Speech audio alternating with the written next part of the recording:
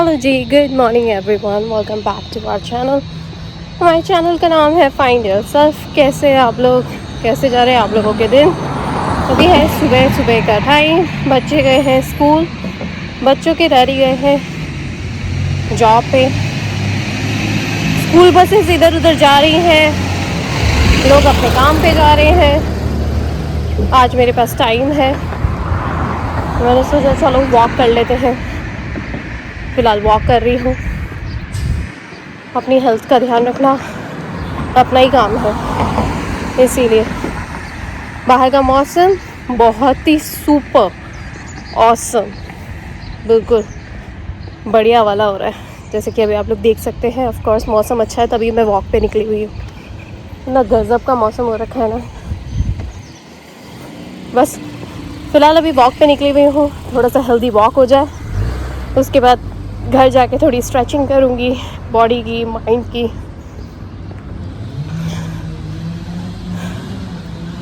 Alright,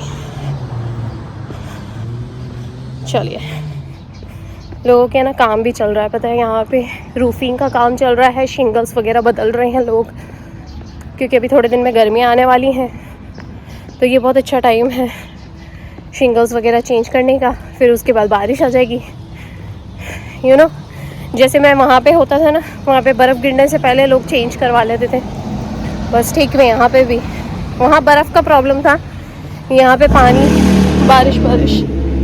oh my God, गाड़ी, उसका problem है। खैर, हर स्टेट के अपने प्रोज एंड कॉन्स हैं, इट्स अप टू यू कौन सा दिमाग में लगा के रखना है। प्रॉब्लम तो चलनी ही है और होनी ही है, हर स्टेट में होती है। इतना अच्छा लग रहा है ना, गाड़ियों की आवाज़, नेचुरल चिड़िया वगैरह की आवाज़, पीछे से कोई एम्बुलेंस या पुलिस की गाड़ी की आवाज़, सायरन्स, नेचुरल लग रहा है बिल्कुल। और इतनी फ्रेश एयर, इतना अच्छा लग रहा है ना, सीरियसली। यहाँ से टर्न करते हैं।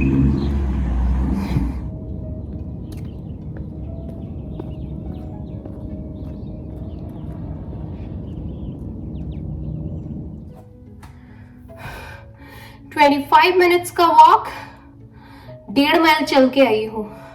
इतनी तेज गर्मी हो रही है ना, पर बॉडी जिस तरीके से वार्म है, ये एक अच्छा टाइम है जिसमें अपनी बॉडी स्ट्रेच कर लेनी चाहिए, तो मैं भी स्ट्रेच कर रही हूँ।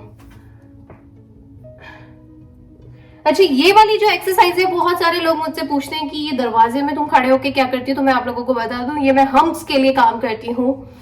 हम्स को स्ट्रेच रखने के लिए, हम्स यानी कि खुप्पड़, जब अपन ऐसे खड़े होते हैं ना तो ये खुप्पड़ निकलती है, तो ये खुप्पड़ को सीधा करने के लिए, यानी ये जो होता है ना, ये वाला पोर्शन, इसको सीधा रखना चाहिए, इसीलिए।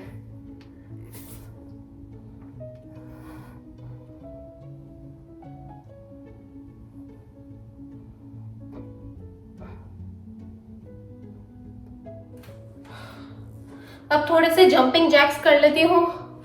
जंपिंग जैक्स बहुत ज़्यादा ज़रूरी है आपकी पूरी बॉडी को प्रोपोर्शनेट करने के लिए, एक तरीके से बैलेंस करने के लिए। पूरे हाथ खोलने हैं, अपने लेग्स को स्ट्रेच करना है, ये बहुत ज़्यादा ज़रूरी है। After pregnancy, delivery, after postpartum, और जब आफ्टर 30, आई वुड से 32 के बाद ये सबसे ज़्यादा ज़रूरी है। जब मुझे भी पता पड़ा था, मैंने भी स्टार्ट कर दिया था, इसीलिए।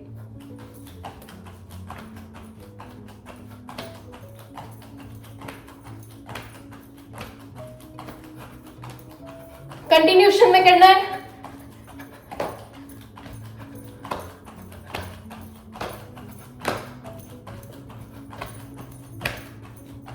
ये करने के बाद शोल्डर्स मूव करने हैं।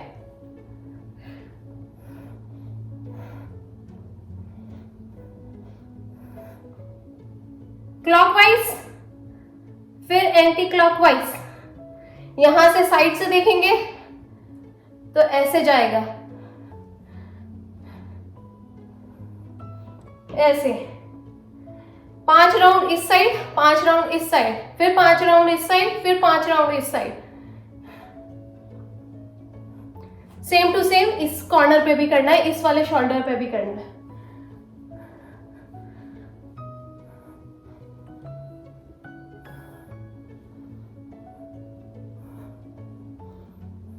कंटिन्यूएशन में करना है। उसके बाद ऐसे खड़े होके टर्न करना है अपने आप को।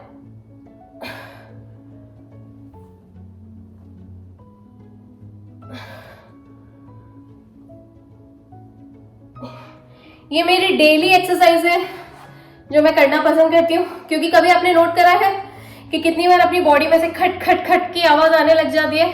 ये उसी कारण होता है। अपनी बॉडी को स्ट्रेच रखना बहुत जरूरी है। तो आज का मेरा ये जो व्लॉग है ये मेरे एक्सरसाइज रूटीन से रिलेटेड है, जो मैं आप लोगों के साथ शेयर कर रही हूँ। मैं डेली बेसिस पे करती हूँ और मुझे करते हुए ऑलमोस्ट, मैंने कब स्टार्ट करा था? मैंने स्टार्ट करा था एक्सरसाइज करना 2007 में। जो 2007 से लेकर अभी तक हो गए हैं 2007 देन 2017, 10 साल, और फिर ऑलमोस्ट 16-17 साल हो गए, 15-16 साल हो गए हैं। तो मैं कंटिन्यूएशन में कर रही हूँ, नहीं तो बॉडी इतनी ज्यादा दर्द करती ना। ड्यूरिंग द प्रेगनेंसी बहुत कम हो गई थी।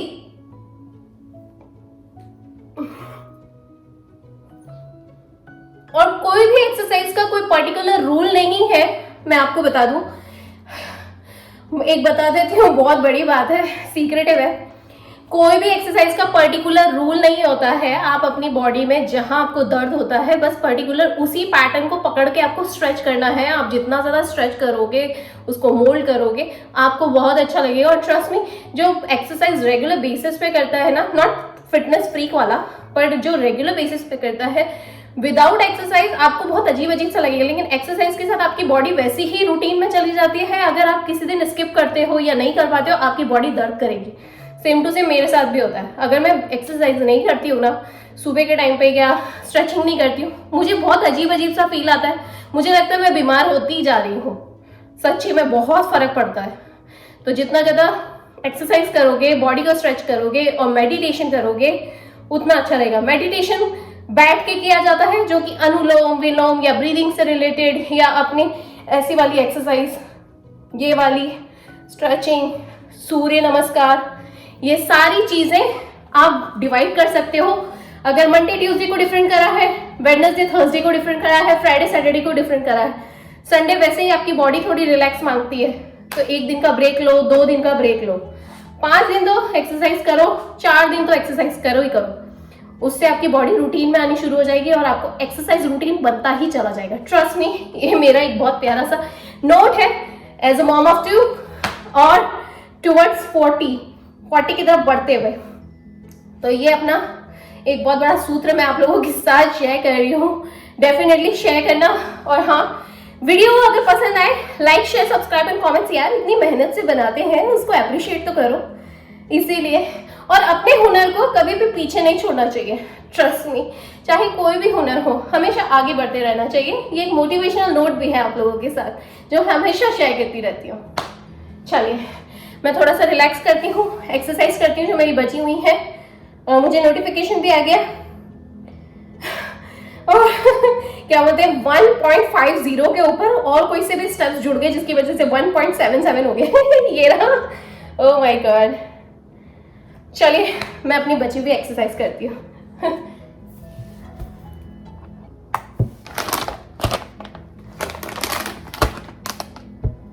ऑलराइटी, अभी मैं बैठी हुई थी यहाँ पे डाइनिंग टेबल पे, और मैं ये सोच रही थी कि मैं पिछले हफ्ते ना जब वॉलमार्ट गई थी तो वहाँ से कुछ चीज़ें लेकर आई थी। मन तो हो रहा था कि इसे मैं वीकेंड में बनाऊं, लेकिन फिर मैंने सोचा कि यार जब लाके सामान रख ही दिया है तो उसको बना ही लेती हूँ, बना के ख़त्म कर देती हूँ चीज़ों को। राइट। होता ये है कि कितनी बार आप लोगों ने नोट करा होगा, खाना खाने के बाद कुछ मीठा खाने का मन करता है। स्पेशली मेंस में होता है। हस्बैंड लोगों को बहुत मन करता है कि जब खाना हो जाए, खाने के बाद एक डेजर्ट के रूप में कुछ मीठा खाने का मन करता है। लेडीज़ भी करती हैं, पर मोस्टली जो मैं पॉपुलेशन बता रही हूँ वो मेंस लोगों की ज़्यादा होती है। तो वो क्या करते हैं कि कुछ मीठा खाने का मन करता है, हलवा और केक वेक वो पसंद करते नहीं है, तो कुछ ऐसा छोटा सा इजी गोइंग चीज़ चाहिए होती है। तो आज मैं आप लोगों के साथ शेयर करने वाली हूँ अपनी बहुत ही प्यारी सी रेसिपी, जो मैं बता देती हूँ कि सिर्फ 2 चीज़ों से मिलके बनती है। अब वो 2 चीज़ें कौन कौन सी हैं वो भी मैं आप लोगों को रियल क्विक में बताती हूँ। मैं लेकर आई हूँ वॉलमार्ट से इनफैक्ट आप किसी भी जनरल स्टोर से या किसी भी डिपार्टमेंटल स्टोर से, जनरल स्टोर बोल रही हूँ, डिपार्टमेंटल स्टोर से या किसी भी अमेरिकन स्टोर से, या देसी मैं अवॉइड करती हूँ मोस्टली। क्या होता है कि इंडियन ग्रॉसरी के लेकर आते हैं उसमें थोड़ी सी स्मेल होती है, लेकिन जो बाहर की इन अमेरिकन स्टोर्स होते हैं उनमें बहुत फ्रेश होता है और वो ऑर्गेनिक होते हैं। तो मुझे क्या क्या चाहिए तो मैं आपको बता देती हूँ। मुझे बनाना है नारियल की बर्फी, नारियल के लड्डू या नारियल की बर्फी। सिर्फ 2 चीज़ें चाहिए उसके लिए चाहिए इस तरह का कोकोनट फ्लेक्स, यानी कि नारियल का चूरा कह लो, नारियल की कतरन्स कह लो, बिल्कुल बारीक बारीक वाली, और नारियल पीसी हुई होनी चाहिए, बारीक वाली आती है इसके अंदर। और ये मैं लाई हूँ ऑर्गेनिक, बेसिकली ये वॉलमार्ट की कंपनी, आप आराम से मिल जाएगी आपको। इसमें कि मैं 2 पैकेट्स लाई हूँ। एक छोटा पैकेट था ये 7 आउंस का, लेकिन मुझे 2 चाहिए थे तो मैं 2 लेकर आई हूँ। और साथ में मैं लेकर आई हूँ ये मिल्क मेड का डब्बा, ये भी वॉलमार्ट कंपनी का ही है, कंडेंस मिल्क। तो ये स्वीटन वाला है, इसे भी आप ला सकते हैं आराम से, कहीं से भी ला सकते हैं। मैं लेकर आई हूँ वॉलमार्ट से। तो चलिए मैं बताती हूँ कैसे मैं बनाती हूँ, और सिर्फ ये 2 चीज़ों के साथ। तो इसमें के 2 पैकेट्स लगेंगे। 7 आउंस का 1 पैकेट है, यानी 14 आउंस के 2 पैकेट, और एक 14 आउंस का कंडेंस मिल्क, बस। उसके बाद आपकी नारियल की जो बर्फी होती है या लड्डू बोल लो, जो भी आप बनाना चाहते हो, वो इतना टेस्टी बनेगा। सच में मैं बता दूं कि बच्चे भी ऐसे मांग के खाते हैं, सीरियसली। अगर आप लोगों के बच्चों को नारियल की बर्फी अच्छी लगती है, नारियल का लड्डू अच्छा लगता है, तो बहुत अच्छा लगेगा। और ट्रस्ट में इसका साइज भी बिल्कुल छोटा ही रखेंगे। तो बस ये 2 चीज़ों में आपकी नारियल की बर्फी बनके तैयार है। चलिए मैं कैसे बनाती हूँ, बिल्कुल ऑन द गो पे और इजी गोइंग, वो मैं आज आप लोगों के साथ शेयर करती हूँ। और हाँ, उसके लिए सबसे ज़्यादा इंपॉर्टेंट है इस तरह की बड़ी सी कढ़ाई लेना। अगर आपके पास कढ़ाई है तो कढ़ाई ले लीजिए, पैन है तो पैन ले लीजिए, पर चाहिए बड़ी चीज़, क्योंकि इसे मिक्स करेंगे, स्टर करेंगे तो ये थोड़ा सा इधर उधर गिर सकता है, फिर गंदगी हो जाएगी, क्या मतलब, राइट। तो इसीलिए मेरी बड़ी वाली कढ़ाई है। चलिए स्टार्ट करते हैं, चलते हैं मेरी स्टोव की तरफ। एक ऑप्शनल के तौर पे बता रही हूँ, अगर जैसे आपको जो नारियल की बर्फी या चक्की या कुछ भी लड्डू भी हो, तो उसके अंदर अगर येलो कलर चाहिए तो उसके लिए सैफरन जो है 1 चुटकी लेके उसके अंदर थोड़ा सा इलायची पाउडर डाल के, ऐसे थोड़ा सा, ज़्यादा नहीं तो कड़वी हो जाएगी। इलायची भी ना थोड़ा कड़वा फ्लेवर दे देगा। और उसको ऐसे दूध में भिगो के रख देना है, थोड़ा सा दूध, ज़्यादा नहीं, बस थोड़ा सा। और ये कटोरी का साइज़ ना बहुत छोटा है, तो बस इसे अच्छे से मिक्स करके रख देना है। आप चाहो तो इसे माइक्रोवेव, यानी कि थोड़ा गर्म दूध में या गुनगुने दूध में भी भिगो के रख सकते हैं। पर मुझे मालूम है आगे चल के मुझे जब इसको डालना रहेगा तो ये ऑटोमेटिकली गर्म हो जाने वाला है। तो केसर और इलायची का पाउडर अच्छे से मिक्स करके रख दिया है। तब तक हम हमारी प्रिपरेशन करते हैं। चलिए पैन को चढ़ा दिया है। पैन के अंदर मैंने डाल दिया है नारियल को। अब इसे अच्छे से बिल्कुल हल्के हल्के हाथ से वो करना, सेकना शुरू कर देंगे। सेकना इन अ सेंस रोस्ट करना है। रोस्ट कैसा करना है, बिल्कुल हल्का, भूरा नहीं होना चाहिए, जलना नहीं चाहिए।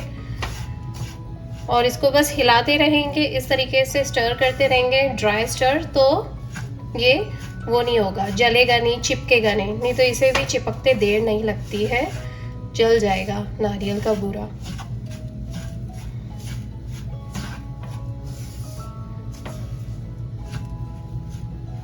बिल्कुल हल्के हाथ से हिलाते जाना है, मेक श्योर करना है कि ये कहीं चिपके नहीं तो खराब हो जाएगा।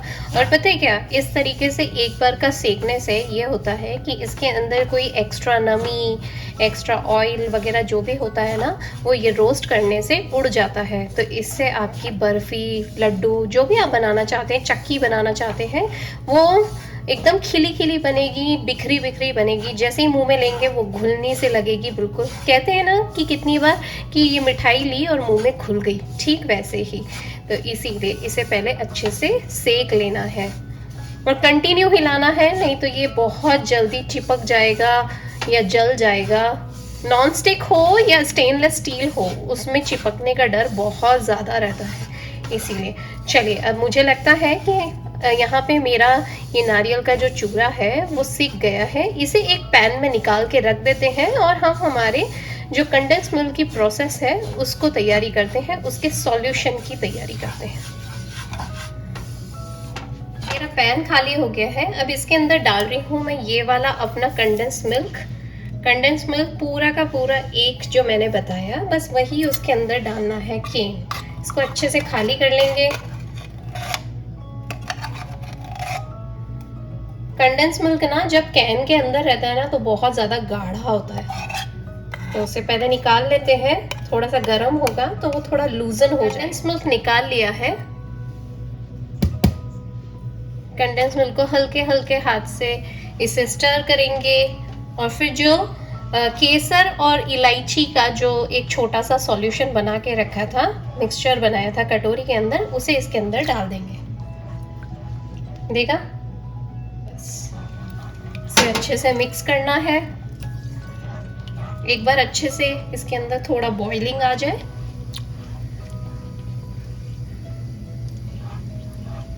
अभी ये पैन पे चिपक रहा है। जैसे जैसे ये लूजन होता जाएगा, थोड़ा गीला होता जाएगा, यानी कि अभी ये बहुत कट्ठा था, तो अब धीरे धीरे करके ये ढीला होना शुरू होएगा। तब हम इसके अंदर अपने जो कोकोनट का फ्लेक्स जो सेके थे, रोस्ट करा था, बस वो वाला पाउडर इसके अंदर हम डाल देंगे।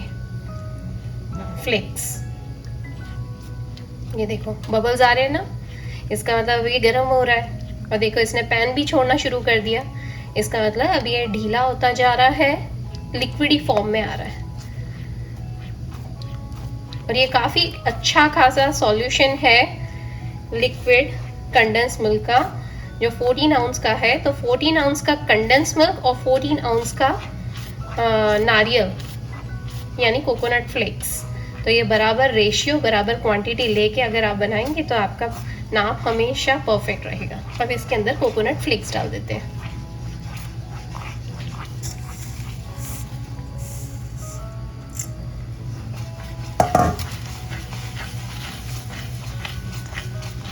ये देखो, और बिल्कुल हल्के हाथ से धीरे धीरे इधर उधर उछले नहीं, और कंटिन्यू हिलाते रहना है ताकि ये जले नहीं तो नीचे चिपक जाएगा, जल जाएगा और फिर आपकी मिठाई बिगड़ जाएगी।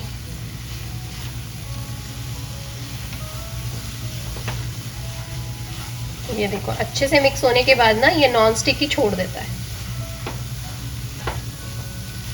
वाह,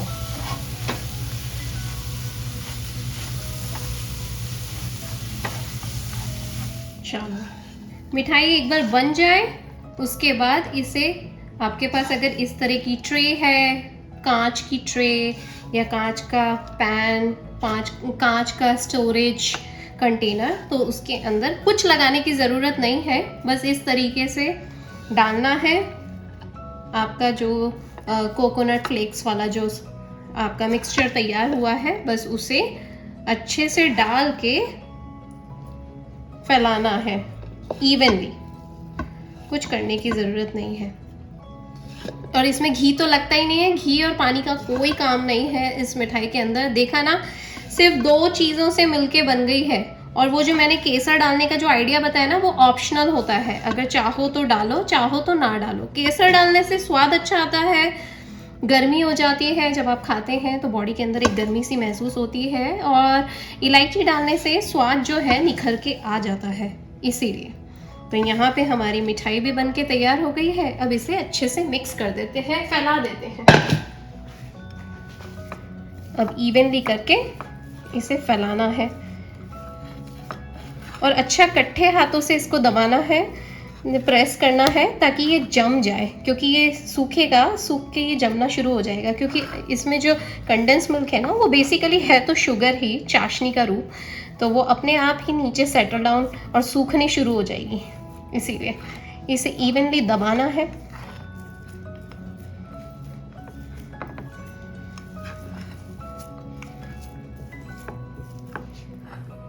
आई नो आप लोग बोलेंगे कि एक तो सुबह एक्सरसाइज करी, डाइट अपनी कम कर दी, उसके बाद शुगर कैसे चालू है। तो मैं आप लोगों को बता देती हूँ। क्या होता है ना कि हर चीज़ पे आप कंट्रोल नहीं पा सकते हो। जैसे नमक ज़रूरी होता है, मिर्ची ज़रूरी होती है, नींबू ज़रूरी होता है, वैसे ही हमारे शरीर के लिए शुगर भी ज़रूरी होता है।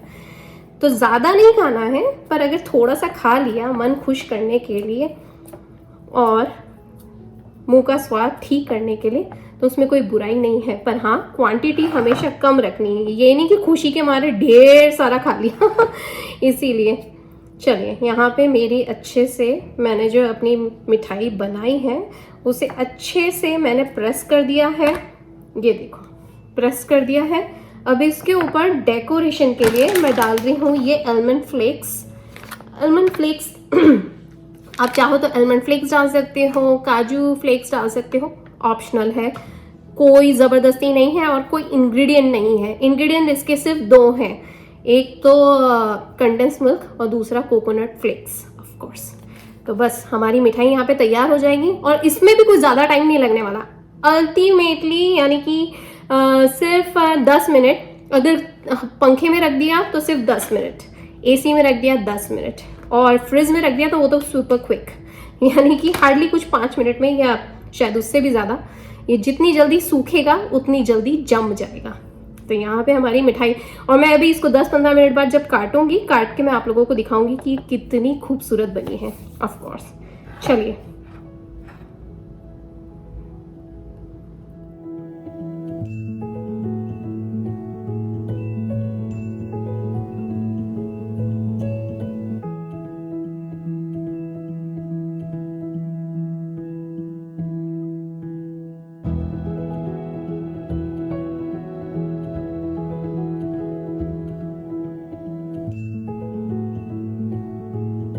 चलिए यहाँ पे हमारी नारियल की बर्फी जम गई है।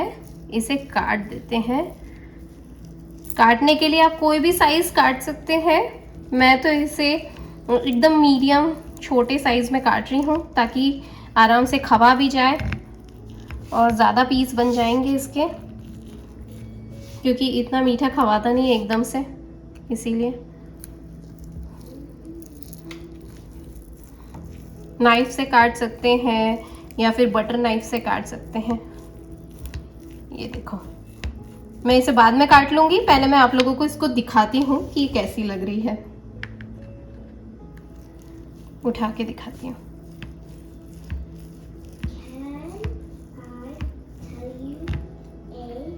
Here.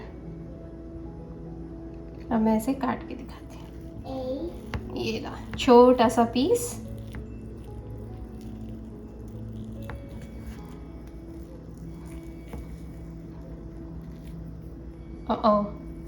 ये